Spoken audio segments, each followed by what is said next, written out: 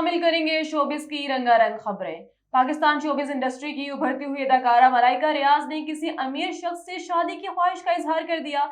हाल ही में अदाकारा मलाइका रियाज निजी टीवी शो में बतौर मेहमान शरीक हुई, जहां उन्होंने मुख्तलिफ मौज़ूआत पर खुलकर अपने इजहार किया। प्रोग्राम के दौरान अपने हमसफर में पाई जाने वाली खुसूसियात का जिक्र करते हुए उन्होंने कहा कि मुझे ऐसा लड़का चाहिए जो मुझे इंडस्ट्री में रहने के लिए सपोर्ट कर सके।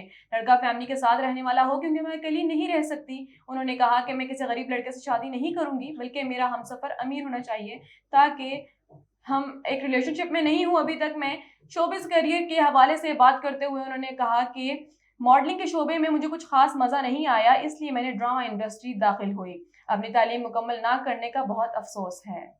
ईरान की सीरियन अदाकारा ज़री खोशकम 76 साल की उम्र में इंतकाल कर गई। ईरानी मीडिया के मुताबिक ज़री खोशकम की मौत ईरान के दारुल हुकूमत तेहरान में हुई, ताहम उनकी मौत की वजह के हवाले से तफसीलात जारी नहीं की जा रही।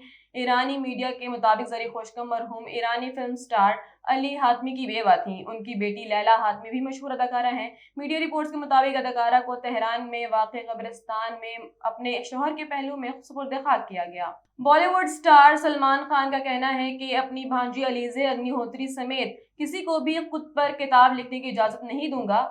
बॉलीवुड के सुल्तान सलमान खान ने दुबई में अपनी भांजी अलीज़े अग्निहोत्री के साथ एक तकरीब में शरीक हुए। अलीज़े अग्निहोत्री से सवाल किया गया कि आप अपने मामू सलमान खान पर किताब लिखेंगी।